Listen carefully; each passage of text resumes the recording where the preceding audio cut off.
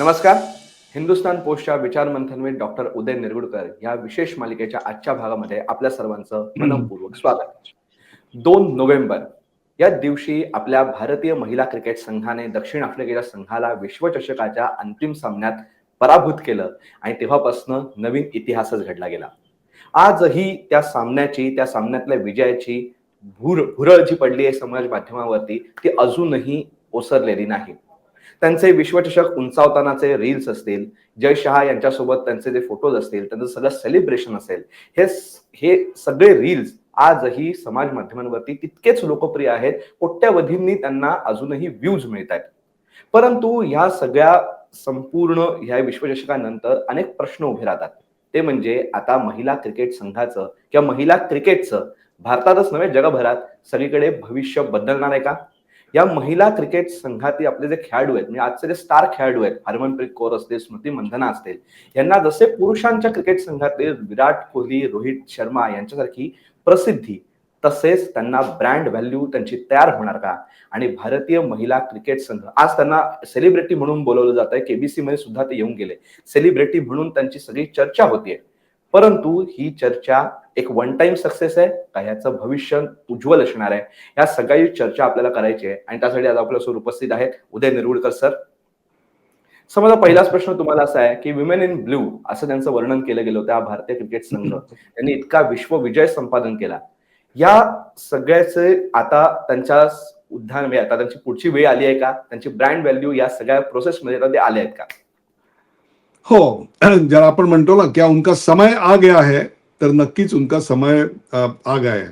आतापर्यंत पुरुषांनी डॉमिनेट केलेला हा खेळ, ज्याच्यामध्ये महिलांना जवळपास स्थान नव्हतंच किंवा असलंच तर अगदी नगण्य आणि विसरून जावं अशा स्वरूपाचं स्थान होतं, ते मात्र त्यांनी या विजयानी, या ऐतिहासिक विजयानी पुसून टाकलेलं आहे. आणि मला असं वाटतं की they have become a part of national talk. संपूर्ण देशामध्ये याची चर्चा होतीये. असा एखादा विषय जर कुठला असेल तर तो आज महिला क्रिकेट आहे. आणि म्हणूनच या देशाच्या पंतप्रधानांनी त्यांना खास दिल्लीला आमंत्रित केलं, स्वतःच्या शासकीय निवासस्थानी बोलवून त्यांचं कौतुक केलं. ती सगळी रील्स ते सगळी फिल्म आपण सगळ्यांनी पाहिलेली आहे.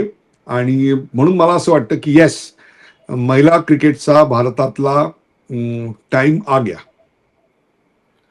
परंतु कुठलाही खेळ जेव्हा मोठा होत असतो, तुम्ही म्हणता पंतप्रधानांनी त्यांना बोलवून त्यांचा सत्कार केला, त्यांच्याशी संवाद साधला, ह्याची तुम्ही उल्लेख केलात. परंतु कुठलाही खेळ मोठा होतो तेव्हाच मोठा होतो जेव्हा त्याच्याकडे प्रायोजक, त्याला एक प्रायोजकत्व मिळतं, कुठले स्पॉन्सर्स त्यांना स्पॉन्सर करतात, तेव्हाचा खेळ मोठा व्हायला लागतो. त्याच्यामध्ये सगळ्या सोयी सुविधा यायला लागतात. मग अशा स्पॉन्सर्सना या महिला खेळाडू क्रिकेटपटूंनी कुठल्या निकषांवर त्या सगळ्या स्पॉन्सर्सनी यांना जोखलं पाहिजे? कुठले कुठले निकष यांच्यासाठी लावले पाहिजेत? हे अगदी सगळ्या अगदी योग्य प्रश्न आहे. कारण यापूर्वी आपल्याकडे महिलांना स्पॉन्सरशिप, महिला खेळाडूंना स्पॉन्सरशिप नव्हती असं नाही, परंतु त्याचं प्रमाण अत्यल्प अशा स्वरूपाचं होतं.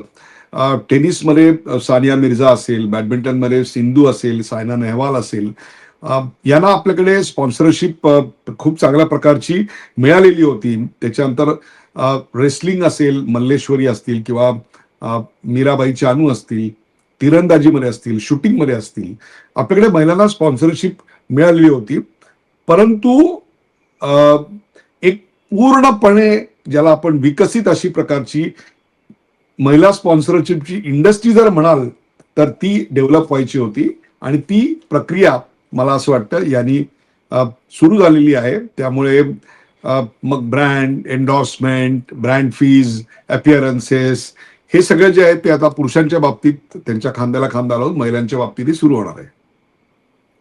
तर तरी एक प्रश्न उरतोच की जे पुरुष संघाला जे वलय मिळतं, की जसे विराट कोहली असतील, रोहित शर्मा असतील, पूर्वीच्या काळामध्ये सचिन तेंडुलकर यांसारखे खेळाडू होते, यांना जे वलय मिळालं, त्यांना जशी ब्रँड व्हॅल्यू मिळाली, तशीच आजच्या महिला क्रिकेट संघातल्या हरमनप्रीत कौर असतील, स्मृती मंधना असतील, श्री चरणी सारखी इतकी दुर्गम भागातून आलेली आपली अति उत्तम स्पिनर असेल, यांसारख्या लोकांना, या सगळ्या खेळाडूंना अशीच जी पुरुष संघाला ते सगळे स्टार खेळाडू होते तशीच यांना सुद्धा स्टारडम मिळणार का?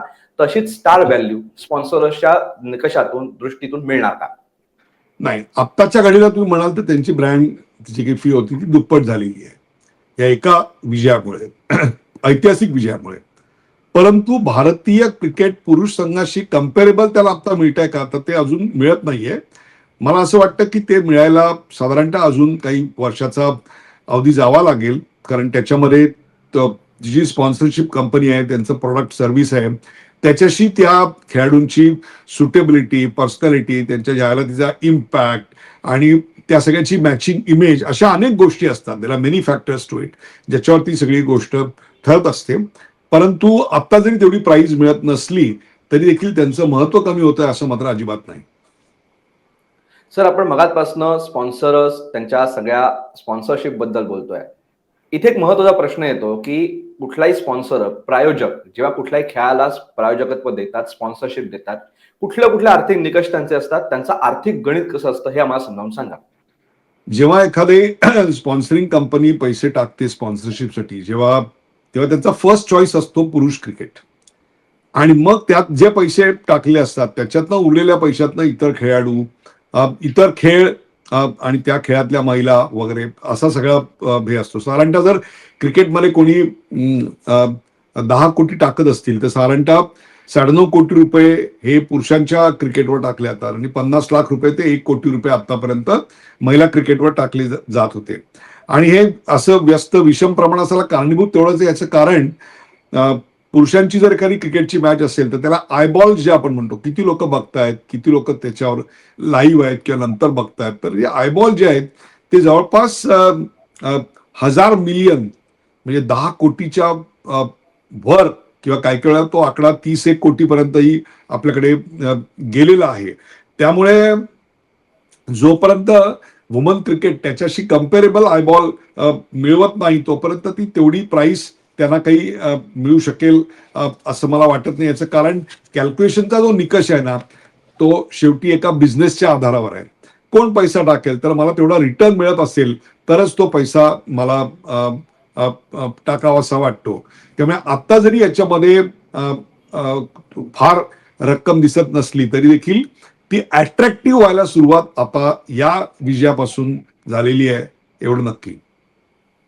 सर, तुम्ही आता ह्यामध्ये उत्तर दिलं की आयबॉल्स, की म्हणजे ज्याला जितके व्ह्यूज मिळत आहेत तितक्या व्ह्यूज वरती त्यांचं सगळं आर्थिक गणित मांडायला सुरुवात होते. मग हे महिला खेळाडूंच्या बाबतीत हे आर्थिक निकष कसे असतील? आता ते स्पॉन्सर्स, प्रायोजक असणारे जे नवीन नवीन स्पॉन्सर्स या खेळाकडे येणार आहेत, ते यांना कुठल्या निकषांमध्ये जोडतील? जसं पुरुष संघाला कुठले निकष असतात तसेच यांना कुठले निकष लावले जाणार आहेत का? नाही नाही नाही, फंडामेंटल जे आहेत निकषांचे ते दोघांच्या बाबतीत सेम आहेत. त्याच्यात काही बदल होणार नाही आहे आणि ते अतिशय केअरफुली इव्हॅल्युएट केले जातात. ते एक अतिशय स्पेशलाइज असं सायन्स आहे. त्या खेळाडूचा परफॉर्मन्स आहे, त्याची पर्सनॅलिटी, व्यक्तिमत्व आहे, तो कुठल्या गावातनं आला, तो जेव्हा त्याचं करिअर बिल्ड करतो तेव्हा एक काय स्टोरी बिल्ड त्याच्यातनं झालेली आहे, त्याच्या पॅशन्स काय आहेत, आणि ती जी कथ्य आहेत त्याच्या आजूबाजूची, ती कथ्य आणि आपण जे प्रोडक्ट आणतोय त्याच्यात काही सिमिलॅरिटी आहे का, हे सगळं ऍड एजन्सीला, मार्केटिंग एजन्सीला बिल्ड करावं लागतं. आता उदाहरण देतो मी तुम्हाला. मी स्वतः एका IT ट्रेनिंग आणि सॉफ्टवेअर कंपनीचा प्रमुख होतो. त्यावेळेला आम्ही जवागल श्रीनाथ यांनी तेव्हा प्रचंड धूम माजवली होती आणि त्यांनी भारतीय क्रिकेटमधून प्रचंड विकेट्स घेतलेल्या होत्या. तेव्हा त्यांना आम्ही हायर केलं होतं. याचं कारण काय होतं, तर त्याच्या बॉलिंगचा स्पीड आणि त्याहीपेक्षा सुद्धा त्याचं सॉफ्टवेअर इंजिनियर असणं, बँगलोर सारख्या अशा शहरात येणं की ज्याला आपण IT कॅपिटल म्हणतो. त्यामुळे आम्ही त्या काळात खूप मोठी रक्कम देऊन आम्ही त्याच्या सर्व्हिसेस ब्रँड अँबॅसेडर म्हणून घेतलेल्या होत्या. आणि त्याच्यात आम्ही ऍड करताना असं केलेलं होतं की Javagal Srinath we also play cricket, म्हणजे तो सॉफ्टवेअर इंजिनियर, याला आम्ही जास्त महत्व त्याच्यामध्ये दिलेलं होतं. त्यामुळे हे सगळं असं बिल्ड करावं लागतं. ग्रासरूट पासून अपवर्ड्स पर्यंतचा हा सगळा इमेज चा प्रवास असतो. त्याकरता शेकडो लोकांचे, तुम्हाला सांगतो, हातभार लागतात आणि ही एक दीर्घकालीन काम आहे. या महिलांवरचं ते आत्ता काम सुरू झालेलं आहे. त्यामुळे याचे तुम्हाला इम्पॅक्ट दिसायला अजून 5-7 वर्ष तर नक्कीच जावी लागतील. पण सुरू झाले याला फार महत्व आहे माझ्या मते. सर, तुम्ही आता यामध्ये ह्याची सुरुवात झाली असं सांगितलं, पण हा प्रश्न फक्त भारतापुरता मर्यादित नाहीये. संपूर्ण जगामध्येच वेगवेगळ्या ठिकाणी महिला क्रिकेट खेळलं जातं. तिथेही पुरुष संघ आहे, महिला संघ सुद्धा आहे.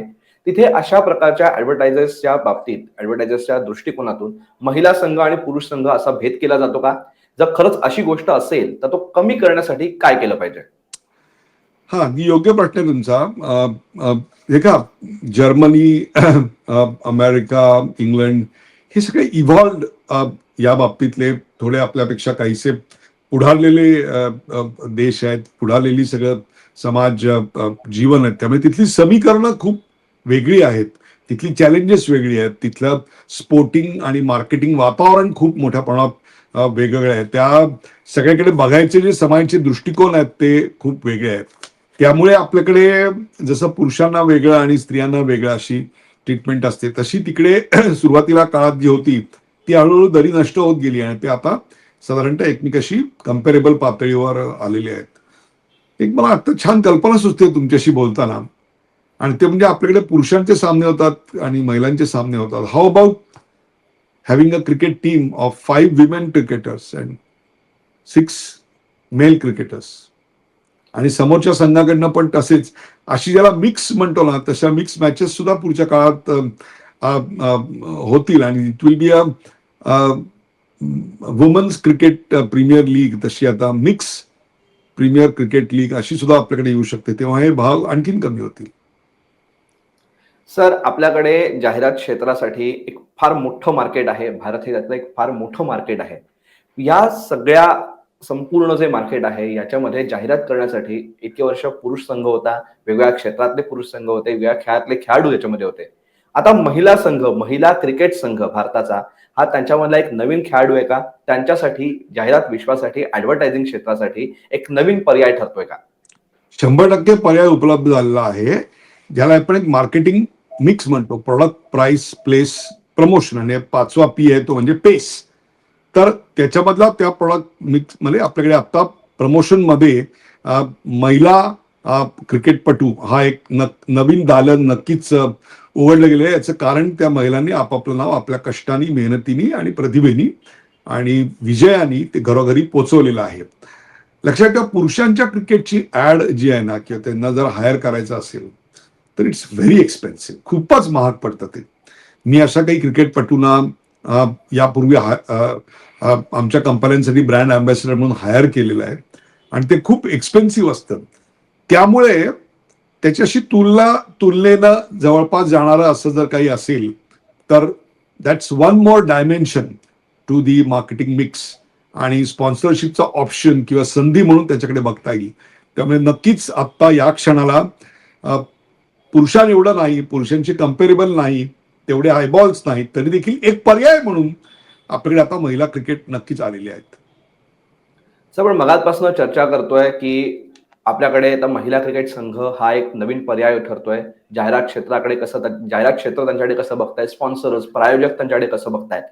परंतु इथे एक प्रश्न येतो की एखादा खेळाडू, म्हणजे तो कुठल्याही क्षेत्रातला असेल, तो ब्रँड या जाहिरात क्षेत्रासाठी तो ब्रँड कसा बनत जातो, त्याच्यासाठी कुठल्या कुठल्या गोष्टी व्हायला लागतात.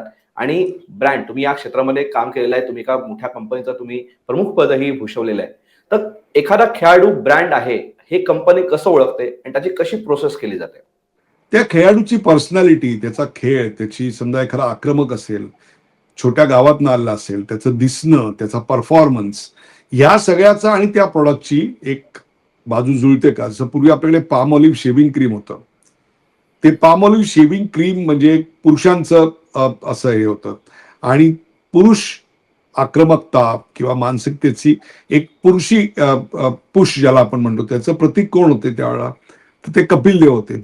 आणि कपिल का जवाब नाही, असं म्हणजे पाम ऑलिव्ह का जवाब नाही, असं त्याच्यामध्ये येऊन जायचं. So it match it perfectly. काही मुलं, काही क्रिकेटपटू हे छोट्या गावात नाही येतात, त्यांचं स्ट्रगल असतं, आणि त्यांच्याबरोबर एक त्यांच्या याची स्टोरी असते, तर ती स्टोरी त्याच्याबरोबर त्या प्रोडक्ट बरोबर जाते. या संदर्भामध्ये महिला क्रिकेटपटूंच्या बाबतीत अजून सस्टेन एफर्ट होणं आवश्यक आहे. आता हे एक पहिलं यश आहे. मेन क्रिकेट सारखं त्याच्यामध्ये एक सातत्य आणि निरंतरता असायला पाहिजे. मेन क्रिकेट हे भरपूर खेळलं जातं, प्रचंड प्रमाणात टेस्ट मॅचेस असतात, प्रचंड प्रमाणात T20 असतं, प्रचंड प्रमाणात वर्ल्ड कप असतो, प्रचंड प्रमाणात IPL असतं. त्याच्यात जे एक वर्ष निघून जातं, वर्षाचं कॅलेंडर, म्हणजे मला जे मागच्या वेळी मी मोजलं होतं 365 पैकी साधारणतः 250-200 दिवस आपल्याकडे आंतरराष्ट्रीय क्रिकेट होत असतं. तशा स्वरूपाचं जेव्हा महिला क्रिकेटपटूंचं होईल त्यावेळेला त्यांची एक फॅन इकॉनॉमी तयार होईल. हा शब्द अतिशय महत्वाचा आहे. त्या फॅन इकॉनॉमी करता या कॅलेंडर ऑफ इव्हेंट्सची आपल्याला गरज आहे आणि ती जेव्हा होईल त्यावेळेला तुम्ही म्हणता त्याप्रमाणे गोष्ट घडलेली असेल. सर, आपण या मुलाखतीच्या शेवटाकडे येताना मला तुम्हाला आता प्रश्न विचारायचा आहे की आपण सुरुवातीला जेव्हा मी प्रस्तावना केली तेव्हा आपण याच्या भविष्याबद्दल बोललो. याचं भविष्य काय असेल? नजीकच्या काळामध्ये शॉर्ट टर्म गोल्स काय असतील, लॉंग टर्म गोल्स काय असतील? काय वाटतं तुम्हाला, काय वाटतं? नजीकच्या आणि लांबच्या भविष्य काळात महिला क्रिकेटपटू एक ब्रँड बनण्याच्या दृष्टिकोनातनं अतिशय सकारात्मक आणि आशादायक अशा स्वरूपाचं वातावरण आहे. आपल्याकडे यापूर्वी बॅडमिंटन, बॉक्सिंग, शूटिंग, वेटलिफ्टिंग याच्यामध्ये महिला क्रिकेटपटूंनी स्वतःचं स्थान बनवलं. त्यांना काही प्रमाणात एन्डॉर्समेंट, जाहिराती, ब्रँड वगैरे सगळं झालेलं आहे. पण cricket is a tough game, कारण इथे इट्स एक्स्ट्रीमली मेल डॉमिनेटेड, अजूनही पुरुष सेंट्रिक आहे आणि जाहिरात करायची आणि क्रिकेटवर करायची म्हटल्यानंतर कोणाच्याही डोक्यामध्ये पहिल्यांदा पुरुषांच्या क्रिकेटपटूंचं जर अफोर्ड होत असेल तर आपण ते का घेऊ नये असं नाव येत असतं. परंतु yes, this victory has made a good beginning असं माझं मत आहे. तुम्ही आता बँगलोरला किंवा दिल्लीला एअरपोर्टला जायला निघालात, मुंबईला एअरपोर्टला जायला निघालात तर वाटेची तुम्हाला मोठी होर्डिंग दिसतात ना, त्याच्या होर्डिंगवर पूर्वी आम्हाला विराट किंवा रोहित दिसायचे. आता तिकडे मला स्मृती मंदाना आणि हरमनप्रीत कौर दिसतात. हे अशा प्रकारची होर्डिंग्स आता वाढत जातील असं माझं मत आहे. आणि ती एक सूचिन्ह आहे. प्राईम टाइमच्या तुम्ही जाहिराती बघितल्यात, त्या प्राईम टाइमच्या जाहिरातीमध्ये हटके एक जाहिरात यांच्यापैकी एखाद्या महिला क्रिकेटपटूची असते. त्यामुळे अगदी नो मॅन्स लँड जरी होणार नसेल नजीकच्या काळात तरी देखील उन्होंने अपनी जगह खुद त्यांनी बनवलेली आहे. आणि मला असं वाटतं की that shows the grit of a woman. एक त्यांची जी धैर्य आहे ते धैर्यच याच्यातनं दिसतं. त्यामुळे महिला क्रिकेटपटू ब्रँड बनण्याचा उदयकाल आता सुरू झालाय असं मला वाटतं.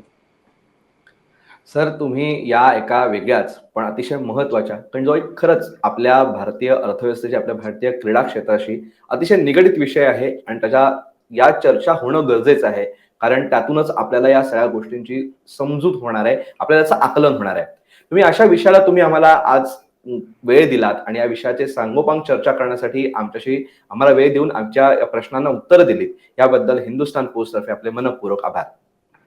धन्यवाद. तर महिला क्रिकेट संघ आज एका विजयापर्यंत आलाय, एका विजय मिळवून त्याने आपलं स्थान निर्माण केलंय.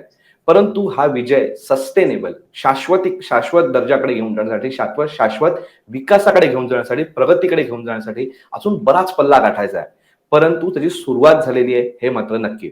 हे सुचिन्ह आहे. आता भविष्यामध्ये आपण काय काय होणार या सगळ्याकडे आपणही त्याच्यामध्ये लक्ष ठेवून आहोत.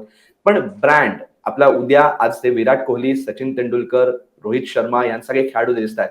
उद्या तिथे नक्कीच पुढच्या सगळ्यांचे आयकॉन्स, हे हरमनप्रीत कौर असेल किंवा स्मृती मंधना असेल किंवा दीप्ती शर्मा असेल, ह्या सगळ्या गोष्टींची सुरुवात मात्र नक्की झाली आहे. हे आपल्याला या मुलाखतीतनं कळलं आणि आपल्याला ते दिसतंय सुद्धा. या भविष्याकडे काय काय होणार, भविष्यामध्ये काय काय होणार, या सगळ्या गोष्टींची आपण चर्चा करणारच आहोत. परंतु आज आपल्याला ही मुलाखत कशी वाटली, हे प्रश्न तुम्हाला कसे वाटले, हे कमेंट बॉक्समध्ये मला नक्की सांगा. आणि असेच माहितीपूर्ण व्हिडिओज बघण्यासाठी हिंदुस्थान पोस्ट युट्यूब चॅनलला सबस्क्राईब करा आणि फेसबुक पेजला लाईक, फॉलो करायला विसरू नका. धन्यवाद.